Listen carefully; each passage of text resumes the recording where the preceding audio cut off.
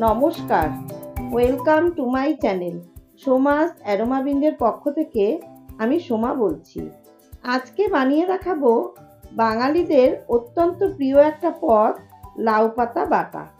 গরম ভাতের সাথে এই একটা পদ থাকলে আর অন্য কিছু লাগবে না। অনেকে এটা বানিয়ে থাকেন, তবে আমি কিভাবে বানাই সেটাই আজকে আমি আপনাদের সাথে শেয়ার করছি। তাহলে চলুন রেসিপিটা দেখে নেওয়া যাক।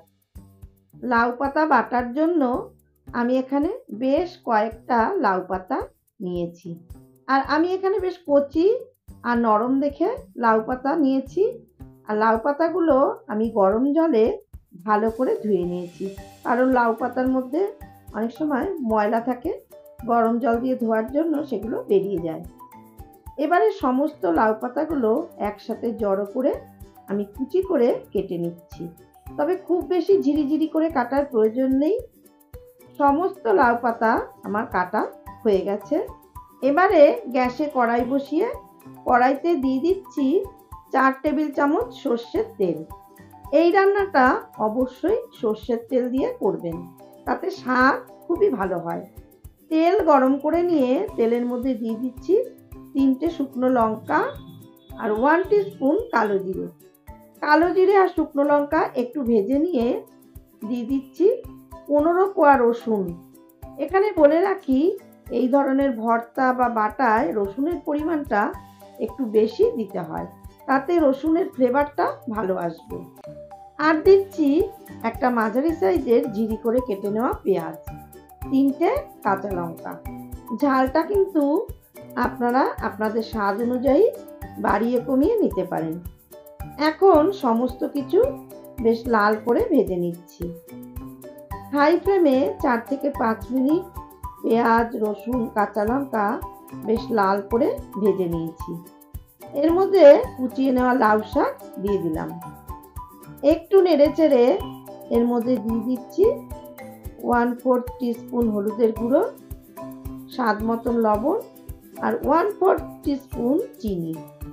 লবণ, চিনি, হলুদ শাকের সাথে ভালো মতো মিশিয়ে নিচ্ছি।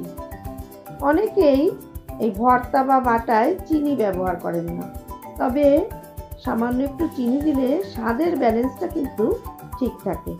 এবারে লো ফ্লেমে আমি 5 মিনিটের জন্য ঢেকে দিলাম। তাতে কি হবে, শাকটা মজে গিয়ে ভালো মতো সেদ্ধ হয়ে যাবে।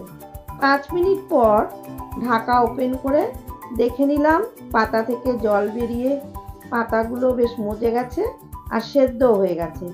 যদি পাতা থেকে জল না বেরোয়, সেক্ষেত্রে একটু জল দিয়ে পাতাগুলো সেদ্ধ করে নিতে পারেন। এবারে মিডিয়াম ফ্লেমে ভালো মতন ভাজা ভাজা করে নিচ্ছি। পাতা বেশ ভালো মতন ভাজা ভাজা করে নেওয়া হয়ে গেছে। এবারে গ্যাসের ফ্লেম অফ করে ভেজে নেওয়া পাতা একটা প্লেটে ঢেলে ঠান্ডা করে নেব। এখন ঠান্ডা করে নেওয়া লাউ পাতা শিলে ঢেলে নিচ্ছি।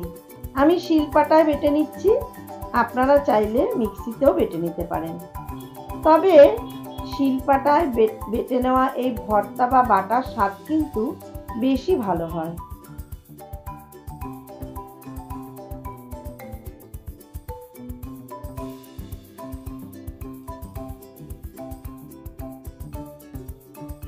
সমস্ত লাউ পাতা বেটে নেওয়া হয়ে গেছে। এবারে একটা পাত্রে তুলে নেব, তারপর গরম ভাতের সাথে পরিবেশন করে দেব। তৈরি হয়ে গেল খুব কম উপকরণে দারুণ সুস্বাদু লাউ পাতা বাটা। রেসিপিটা ভালো লাগলে অবশ্যই বাড়িতে একবার ট্রাই করবেন, আশা করছি খুবই ভালো লাগবে। আমার রেসিপিগুলো যদি আপনাদের ভালো লেগে থাকে, তাহলে অবশ্যই আমার চ্যানেল সাবস্ক্রাইব করে পাশে থাকার অনুরোধ রইল। পাশে থাকা বেলটাতে প্রেস করে অল নোটিফিকেশন অন করে রাখবেন, তাহলেই এরকম নিত্য নতুন রেসিপির আপডেট খুব তাড়াতাড়ি আপনাদের কাছে পৌঁছে যাবে। অবশ্যই লাইক, কমেন্ট, শেয়ার করবেন। ধন্যবাদ।